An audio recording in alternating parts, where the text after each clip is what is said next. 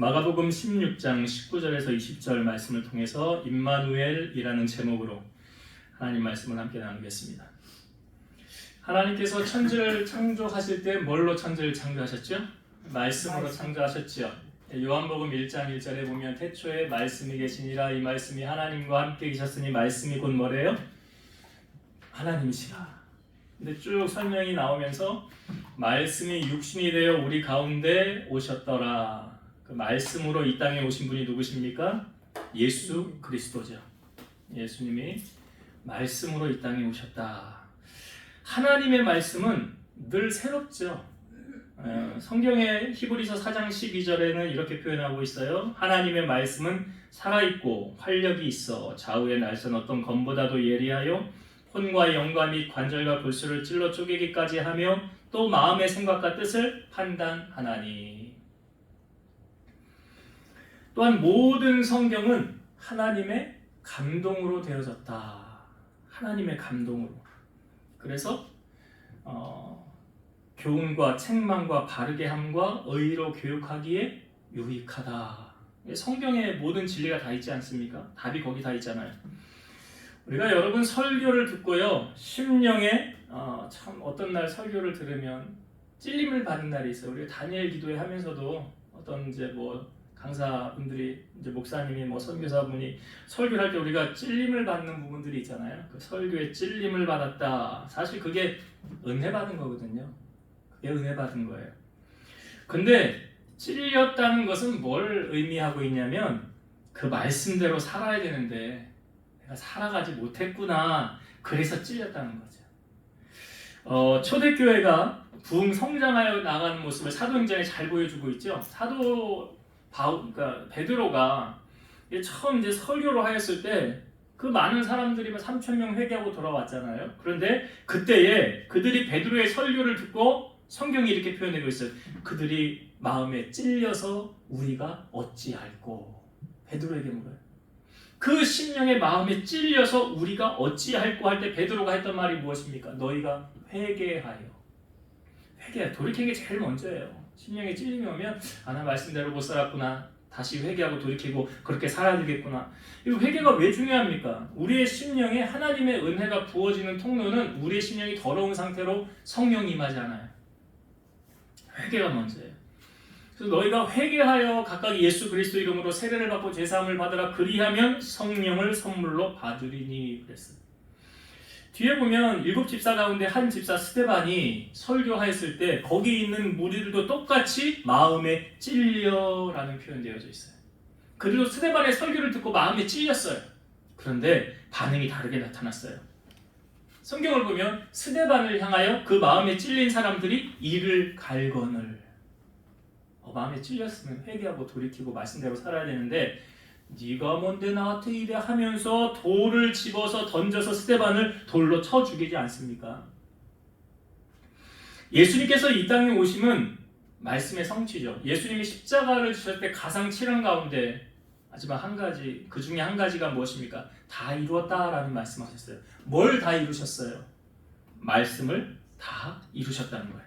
한 말씀도 이루시지 않은 것이 없다는 거예요. 구약에 예견되어져 있던 모든 말씀을 예수님이 다 이루셨다는 거예요. 이것은 하늘에서 비가 내려서 다시 올라가지 않는 것처럼 하나님께서 하신 약속의 말씀은 반드시 다 이루신다라는 약속을 하고 있는 거죠.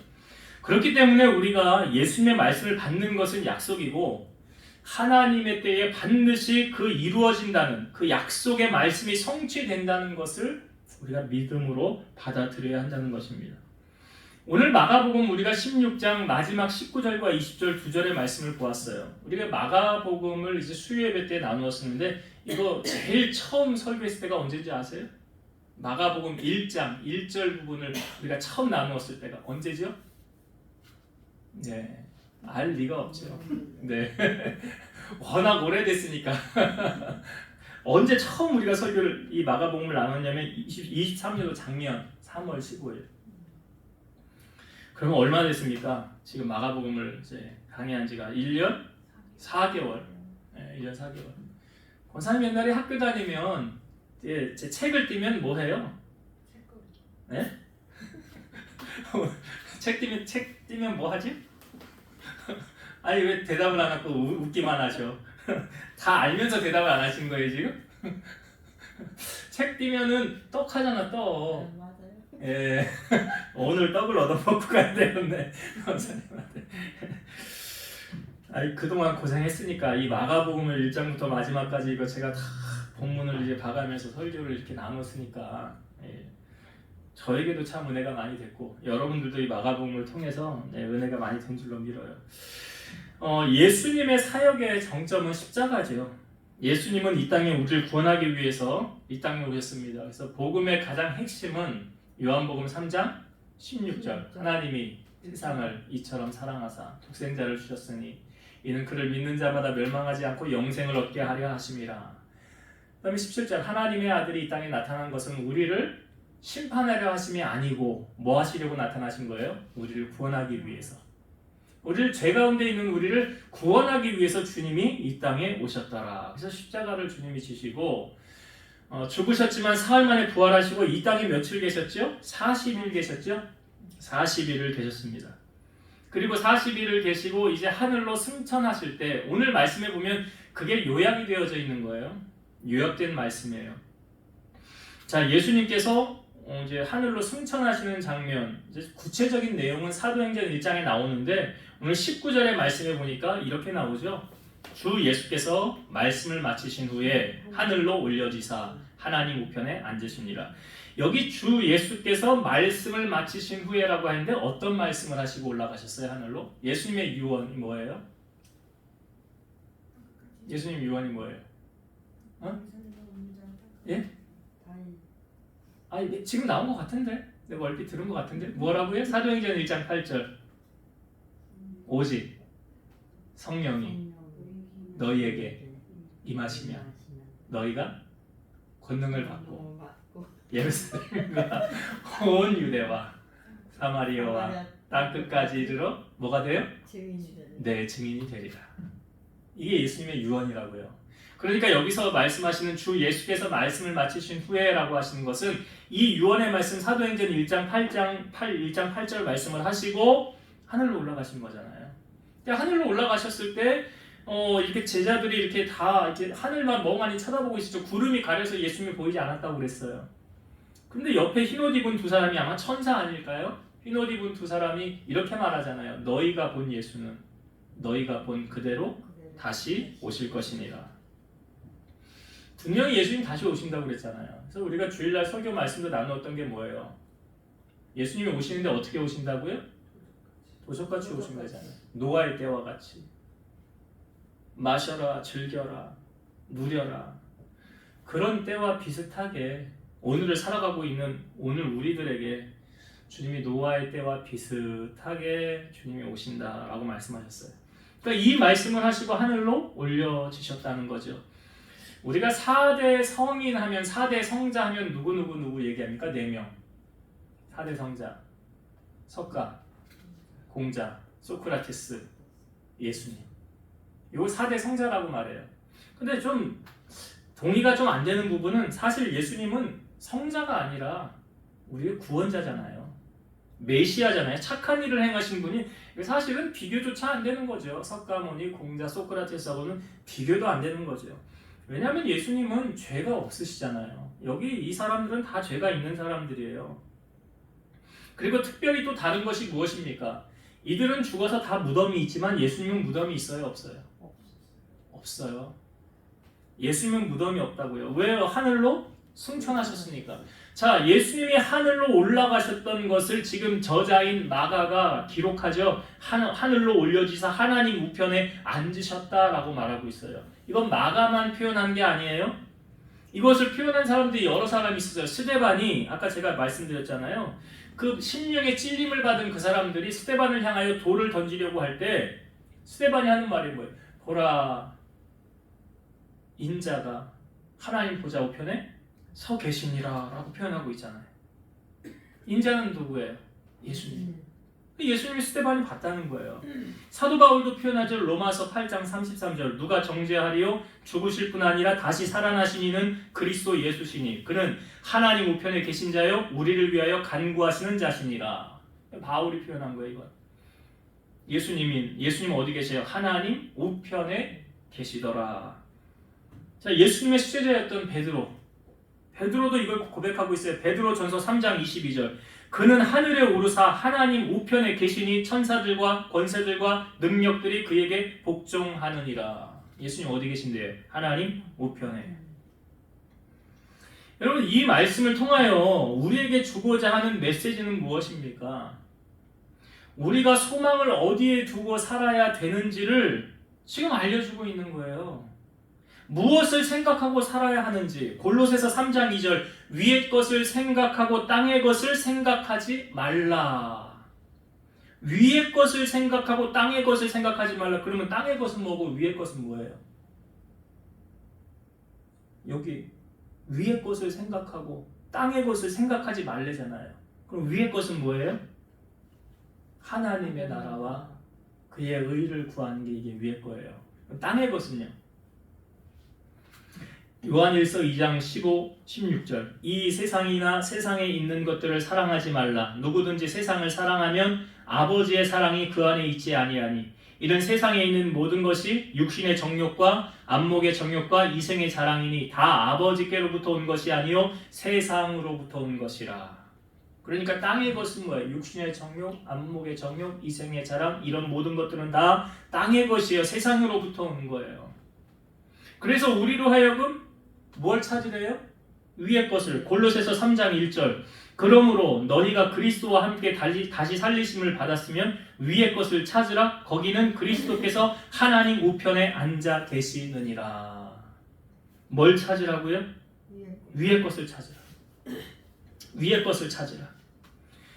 복음성가 가운데 믿음이 없이는 이라는 찬양이 있죠. 믿음이 없이는 처음에 어떻게 시작합니까? 주님, 제 마음이 너무 둔해서 주님을 볼 수 없습니다.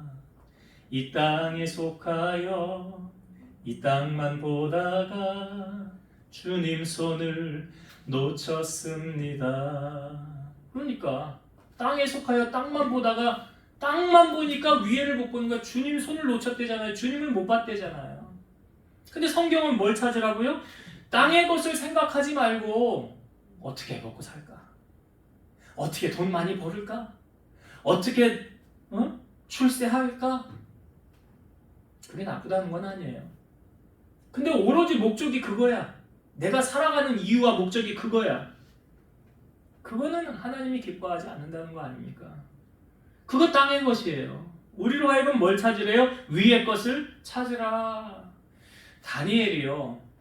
그 왕이 조서를 찍어 내려가지고 다른 신에게 기도하면 사자굴에 들어가는 거.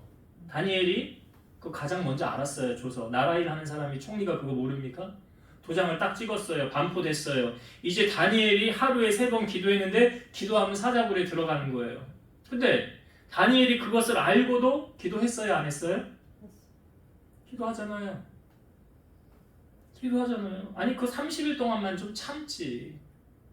30일 뒤에 기도하면 되는데. 그럼 사자굴에 안 들어가는데. 근데 여전히 다니엘은 예루살렘으로 향한 창을 열고 하나님을 향하여 하루에 3번 기도해줘. 그러니까 다니엘을 모함하는 사람들이 와서 왕이시여 다니엘이 이렇게 합니다. 그러니까 왕도 어떻게 다니엘을 구하지 못하죠? 다니엘을 사자굴에 넣으면서 왕이 다니엘에게 하는 말이 뭐예요? 너의 항상 섬기는 너의 하나님이 너를 구원할 줄로 믿는다 그래요. 왕도 못 구해요. 다니엘이요. 그때 사자굴에 들어갔을 때 성경에 보면 하나님이 천사를 보내어서 사자의 입을 막으셨다고 그랬어요. 그런데 어떤 화가 유명한 화가 지금 생각이 안 나는데 그 다니엘이 사자굴 속에 들어간 그림을 그린 그 그림이 있어요. 사자들이 고양이처럼 그냥 얌전히 있어요. 근데 다니엘은 시선을 어디로 향하고 있는 줄 아십니까? 하늘을 향하고 있어요. 다니엘은 그 땅을 쳐다보지 않았어요. 그 낭망하지 않았어요. 그 하늘을 바라봤어요. 이게 뭐예요? 하나님과 아이 컨택 하는 거 아니에요 지금? 하나님과 눈을 맞추는 거 아니에요? 그 찬양 가운데 제목도 시선이라는 찬양이 있어요. 찬양이 참 은혜가 돼요. 내게로부터 눈을 들어 주를 보기 시작할 때 주의 일을 보겠네. 내 작은 마음 돌이키사 하늘의 꿈꾸게 하네. 주님을 볼 때 모든 시선을 주님께 드리고 살아계신 하나님을 느낄 때 내 삶은 주의 역사가 되고 하나님이 일하기 시작하네. 2절의 가사는 이래요. 성령이 나를 변화시켜 모든 두려움 사라질 때 주의 일을 보겠네. 황폐한 땅 한가운데서 주님 마음 알게 되리. 주님을 볼 때 모든 시선을 주님께 드리고 살아계신 하나님을 느낄 때 내 삶은 주의 역사가 되고 하나님이 일하기 시작하네. 하나님은 언제 일하기 시작한대요? 내가 하나님을 향하여 아이 컨택할 때, 시선을 맞출 때, 내 시선이 세상의 것에 분주하게 땅의 것에 빼앗기지 않고 하나님을 향하여 내 시선이 맞추어질 때 그때 주님이 일하기 시작한대요. 여러분, 말은요, 우리의 마음이 하나님을 향하여 있다는 것을 지금 말해주고 있죠. 그러니까 지금 그러니까 이 본문의 이 내용이, 이 말씀이 이게 하나님을 우리의 시선이 향하고 있다. 마가의 저자가 그 지금 시선이 하나님을 향하고 있다는 걸 보여주고 있는 거거든요. 그러니까 하나님 우편에서 지금 우리를 위해서 중보하고 계시는 우리 예수님, 그분을 우리가 바라볼 때 그분의 소망을 우리가 누릴 수 있다는 거예요. 광야의 길을, 사막의 강을, 또 무에서 유를 창조하시는 능치 못하심이 없으신 그 주님을 우리가 바라본다면 우리는 승리하는 인생을 살아가게 될 줄로 믿습니다. 그래서 땅의 것에 마음 두지 마시고 하나님께 소망을 두고 하나님의 일하심을 목격하는 여러분 되시기를 주의 이름으로 축원드립니다. 자, 그 다음에 이제 20절의 말씀에 보면, 자, 예수님께서 그 유언의 말씀을 전하자 제자들이 어떻게 반응했습니까? 20절을 한번 볼게요. 20절을 읽고 말씀 나눌게요. 제자들이 나가 두루 전파할세 주께서 함께 역사하사 그 따르는 표적으로 말씀을 확실히 증언하시니라. 예수님의 말씀을 들은 제자들의 반응이 어땠어요? 제자들이 나가 두루 전파할세.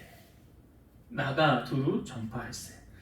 자, 마태복음 마지막 부분에도 비슷한 말씀이 있어요. 마태복음 28장 18절에서 20절. 예수께서 나와 말씀하여 이르시되 하늘과 땅의 모든 권세를 내게 주셨으니 그러므로 너희는 가서 모든 민족을 제자로 삼아 아버지와 아들과 성령의 이름으로 세례를 베풀고 내가 너희에게 분부한 모든 것을 가르쳐 지키게 하라. 볼지어다 내가 세상 끝날까지 너희와 항상 함께 있으리라 하시니라.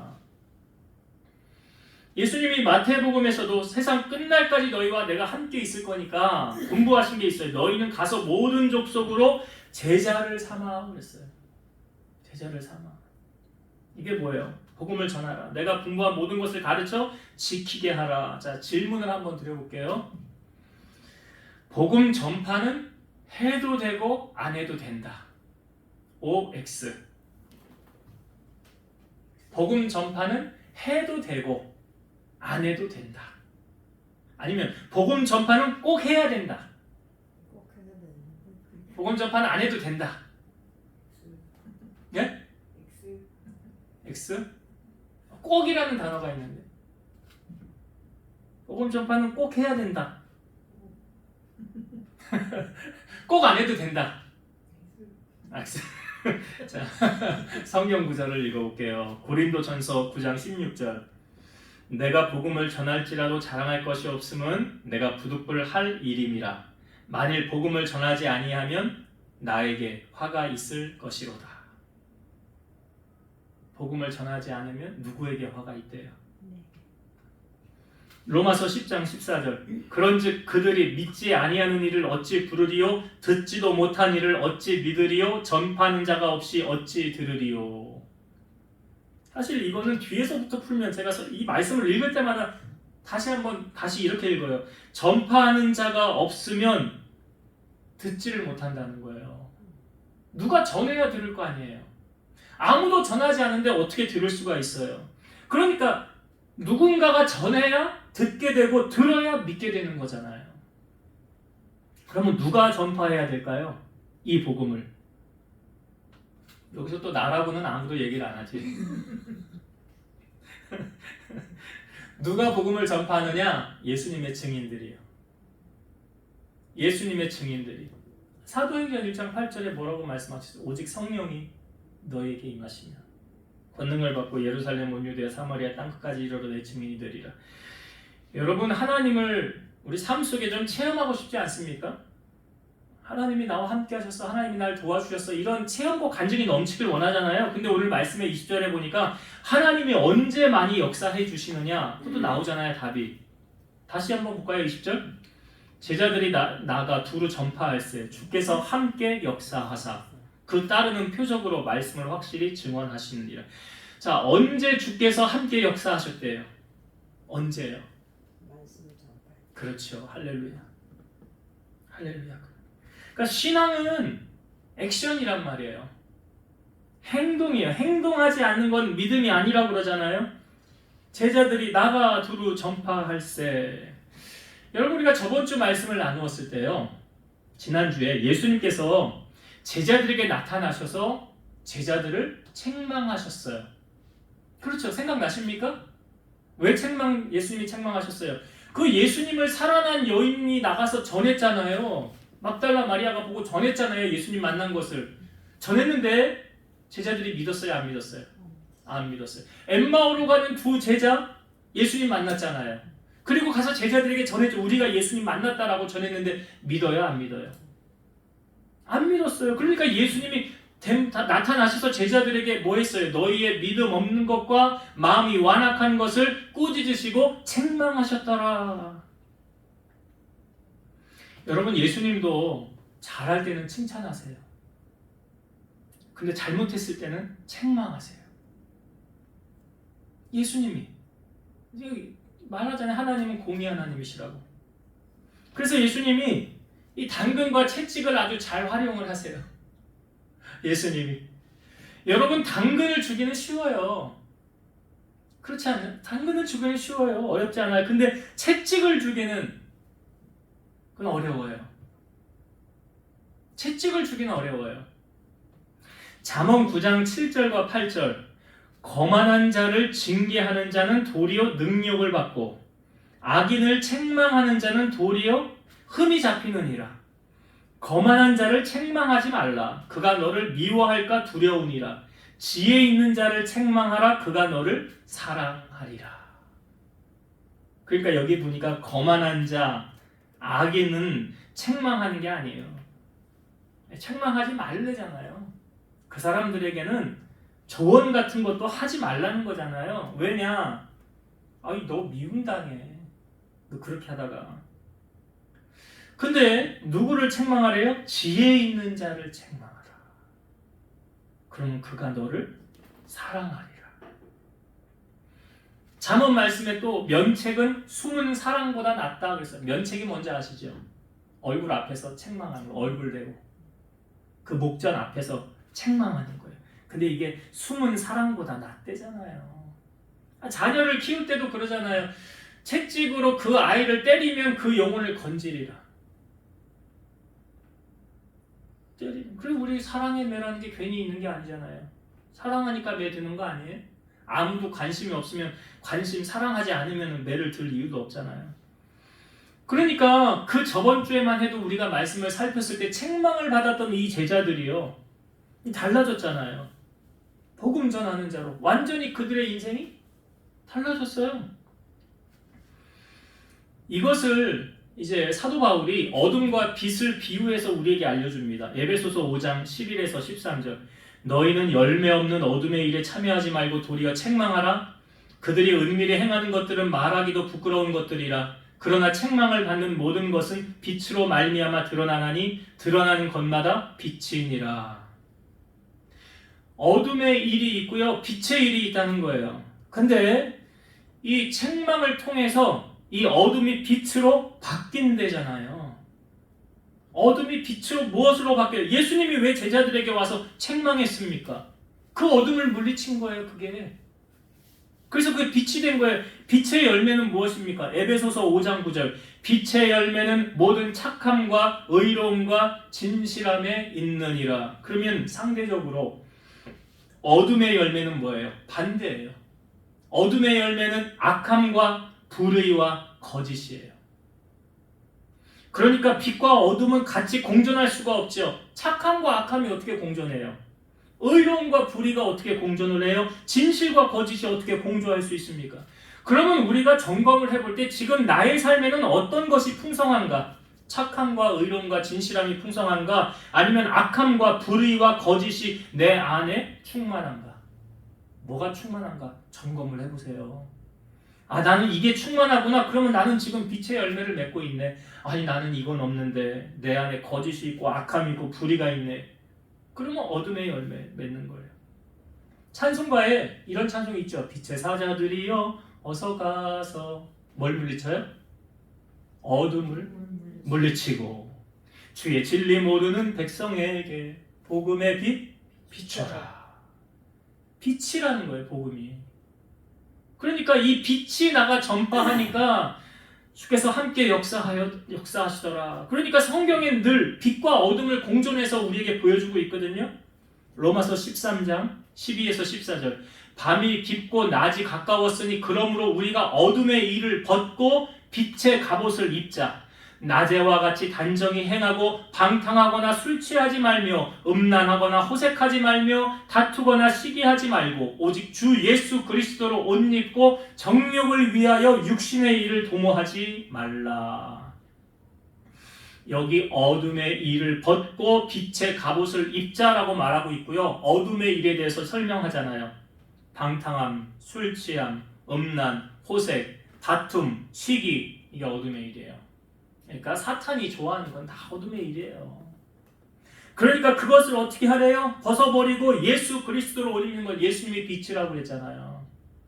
주님이 내 안에 계시면 이 빛이 드러날 거 아니에요. 그럼 어둠이 떠나갈 거 아닙니까? 그러니까 빛의 갑옷을 입고 어둠을 물리쳐라. 육신의 일을 도모하지 말고. 그러니까 빛의 자녀처럼 살 때 하나님이 역사하신다는 거예요. 어둠의 자녀처럼 살면 마귀만 좋아하는 거, 하나님은 근심하게 하고 마귀만 기뻐하는 일을 행하는 거예요. 그러면 이 마귀가 기뻐하는 일 무엇입니까? 이 복음이 가로막혀지고요, 이 죄가 넘쳐나는 거예요. 이걸 빛의 자녀가 어떻게 하래요? 물리쳐라. 물리쳐라. 빛으로 승리하라.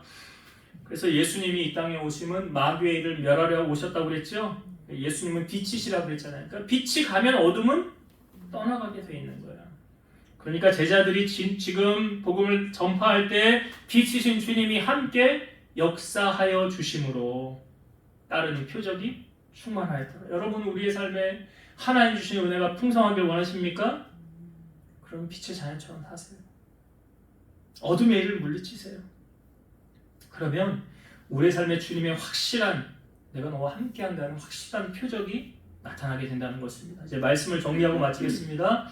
오늘 드디어 이제 마가복음의 마지막 장. 다음 주부터는 이제 마가복음은 없습니다. 다음 주는 다른 이제 제가 하려고 생각하고 있는데, 오늘 마지막 부분에 주셨던 이 주님의 말씀, 참 중요한 말씀이죠. 자, 예수님께서 하늘로 승천하셔서 어디에 계신다고요? 하나님 보좌 우편에. 그것은 마가의 시선이 하나님 보좌 우편을 향하고 있었다는 거잖아요. 그러니까 우리의 시선도 어디를 향해야 돼요? 어디를 바라봐야 돼요? 땅을 바라보지 마시고, 땅의 것을 바라보지 마시고 위의 것을 찾으라. 아까 다니엘 제가 그림 말씀드렸잖아요. 우리가 위의 것을 찾을 때, 시선이라는 찬양 여러분 시간 되시면 꼭 들으세요. 내가 하나님을 바라볼 때 그때부터 하나님이 일하기 시작하신대잖아요. 그래서 하나님 보좌 우편에 계신 다시 오실 주님께 우리의 시선을 두고 신앙생활 주님이 오시는 그날까지 하길 바라고요. 두 번째는 복음은 전해도 되고 안 전해도 되는 게 아니라는 거예요. 하나님의 부름을 받은 구원받은 자, 사도 바울은 말하죠. 내가 빚진 자라 그래요. 내가 복음의 빚진 자라. 그래서 사도 바울이 1차, 2차, 3차 전도여행 다닌 거예요. 로마까지 복음 전하고 서바나 스페인까지 복음을 전하는 거예요. 왜요? 복음에 내가 빚을 졌다는 거예요. 우리 다 빚진 자잖아요. 그래서 이 복음의 능력, 그러니까 하나님이 우리의 삶 가운데 나타나시는 역사가 강력하게 나타나길 원한다면 여러분 입술을 통하여 복음을 전할 때, 그러니까 할 말을 그때 성령께서 주신대잖아요. 모세도 입이 둔한 자라고 그랬잖아요. 근데 하나님 뭐라고 그랬어요? 누가 사람의 입을 만들었느냐? 말 못하는 벙어리가 되게 했느냐? 나 여호와가 아니냐? 내가 너의 입과 함께 있어서 할 말을 가르치리라 그러잖아요. 주님이 나와 함께 있어서 할 말을 주시니까 담대하게 여러분 복음을 전하시고, 믿지 않는 자를 주님 품으로 구원하여 천국에서 잔치가 벌어지는 역사가 나타나도록 여러분들을 통하여 그런 하나님의 표적과 기사가 넘쳐나게 되기를 주의 이름으로 축원드립니다. 기도하시겠습니다. 십자가에서 죽으셨지만 사흘 만에 부활하시고 40일을 계시다가 하늘로 승천하신 주님, 그 주님이 어디에 계시는지 우리에게 알려주셨습니다. 하나님 보좌 우편에 계시고 노아의 때와 같이 주님이 다시 이 땅에 재림하신다고 하였습니다. 그러기에 우리가 이 땅에 썩어질 것에 소망 두지 않게 하시고, 세상을 사랑하면 아버지의 사랑은 줄어든다고 하였습니다. 땅의 것을 찾지 말고 위의 것을, 하나님의 것을 찾되 그 나라와 그 일을 구하고 주님 기뻐하시는 일에 순종하며 헌신하며 나아가는, 그래서 하나님의 기적과 은혜, 표적을 경험하고 살아가는 우리 성도들이 다 되게 하여 주옵소서. 예수님 이름으로 기도드리옵나이다. 아멘.